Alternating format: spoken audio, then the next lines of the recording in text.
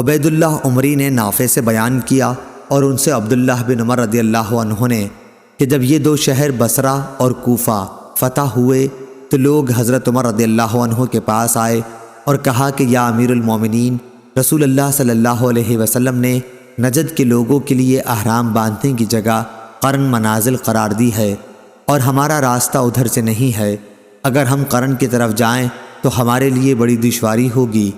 اس پر حضرت عمر رضی اللہ عنہ نے فرمایا کہ پھر تم اپنے راستے میں اس کے برابر کوئی چیز تجویز کر لو، چنانچہ ان کے لیے ذات عرق کی تعین کر دی۔ صحیح بخاری حدیث نمبر 1531۔ امام مالک نے خبر دی، انہیں نافع نے، انہیں عبداللہ بن عمر رضی اللہ عنہ نے کہ رسول اللہ صلی اللہ علیہ وسلم نے مقام ذوالحلیفہ کے پتھریلے میدان میں سواری روکی اور پھر وہیں آپ صلی اللہ علیہ وسلم نے نماز پڑھی۔ عبداللہ بن عمر رضی اللہ عنہ بھی ایسا ہی کیا کرتے تھے۔ صحیح بخاری حدیث نمبر 1532۔ عبید اللہ عمری نے بیان کیا، ان سے نافع نے بیان کیا، ان سے عبداللہ بن عمر رضی اللہ عنہ نے بیان کیا کہ رسول اللہ صلی اللہ علیہ وسلم شجرہ کے راستے سے گزرتے ہوئے معرس کے راستے سے مدینے آتے۔ نبی اکرم صلی اللہ علیہ وسلم جب مکہ جاتے تو شجرہ کی مسجد میں نماز پڑھتے، لیکن واپسی میں ذوالحلیفہ کے نشیب میں نماز پڑھتے۔ آپ رات وہیں گزارتے تاکہ صبح ہو جاتی۔ صحیح بخاری حدیث نمبر 1533۔ امام اوزائی نے بیان کیا، کہا کہ ہم سے یحییٰ بن ابی کثیر نے بیان کیا، ان سے اکرمہ نے بیان کیا، انہوں نے حضرت عبداللہ بن عباس رضی اللہ عنہ سے سنا۔ وہ بیان کرتے تھے کہ میں نے عمر رضی اللہ عنہ سے سنا، ان کا بیان تھا کہ میں نے رسول اللہ صلی اللہ علیہ وسلم سے وادی عقیق میں سنا۔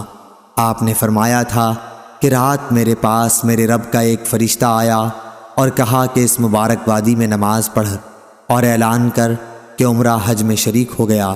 صحیح بخاری حدیث نمبر 1534۔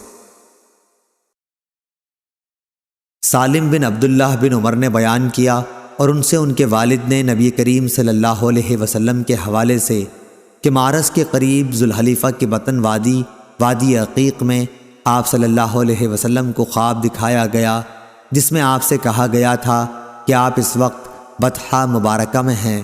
موسیٰ بن عقبہ نے کہا کہ سالم نے ہم کو بھی وہاں ٹھہرایا۔ وہ اس مقام کو ڈھونڈ رہے تھے جہاں عبداللہ اونٹ بٹھایا کرتے تھے، یعنی جہاں حضرت صلی اللہ علیہ وسلم رات کو اترا کرتے تھے۔ وہ مقام اس مسجد کے نیچے کی طرف ہے جو نالے کے نشیب میں ہے۔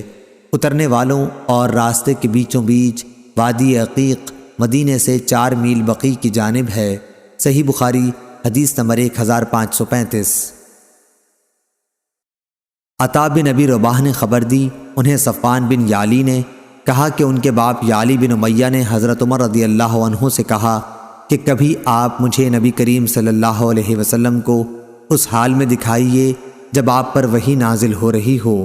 انہوں نے بیان کیا کہ ایک بار رسول اللہ صلی اللہ علیہ وسلم جعرانہ میں اپنے اصحاب کی ایک جماعت کے ساتھ ٹھہرے ہوئے تھے کہ ایک شخص نے آ کر پوچھا، یا رسول اللہ صلی اللہ علیہ وسلم، اس شخص کے متعلق آپ کا کیا حکم ہے جس نے عمرے کا احرام اس طرح باندھا کہ اس کے کپڑے خوشبو میں بسے ہوئے ہوں؟ نبی کریم صلی اللہ علیہ وسلم اس پر تھوڑی دیر کے لیے چپ ہو گئے، پھر آپ پر وحی نازل ہوئی تو حضرت عمر رضی اللہ عنہ نے یعلی رضی اللہ عنہ کو اشارہ کیا۔ یعلی آئے تو رسول اللہ صلی اللہ علیہ وسلم پر ایک کپڑا تھا جس کے اندر آپ تشریف رکھتے تھے۔ انہوں نے کپڑے کے اندر اپنا سر کیا تو کیا دیکھتے ہیں کہ روئے مبارک سرخ ہے اور آپ خراٹے لے رہے ہیں۔ پھر یہ حالت ختم ہوئی تو آپ نے فرمایا کہ وہ شخص کہاں ہے جس نے عمرے کے متعلق پوچھا تھا؟ شخص مذکور حاضر کیا گیا تو آپ نے فرمایا کہ جو خوشبو لگا رکھی ہے اسے 3 مرتبہ دھو لے اور اپنا جبہ اتار دے۔ عمرے میں بھی اسی طرح کر جس طرح حج میں کرتے ہو۔ میں نے عطا سے پوچھا کہ کیا حضور صلی اللہ علیہ وسلم کے 3 مرتبہ دھونے کے حکم سے پوری طرح صفائی مراد تھی؟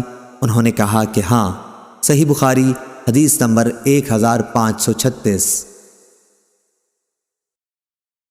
سعید بن جبیر نے بیان کیا کہ ابن عمر رضی اللہ عنہ سادہ تیل استعمال کرتے تھے احرام کے باوجود۔ میں نے اس کا ذکر ابراہیم نخعی سے کیا تو انہوں نے فرمایا کہ تم ابن عمر رضی اللہ عنہ کی بات نقل کرتے ہو۔ صحیح بخاری حدیث نمبر 1537۔ اسود نے بیان کیا اور ان سے ام المومنین حضرت عائشہ صدیقہ رضی اللہ عنہا نے بیان کیا، رسول اللہ صلی اللہ علیہ وسلم محرم ہیں اور گویا میں آپ کی مانگ میں خوشبو کی چمک دیکھ رہی ہوں۔ صحیح بخاری حدیث نمبر 1538۔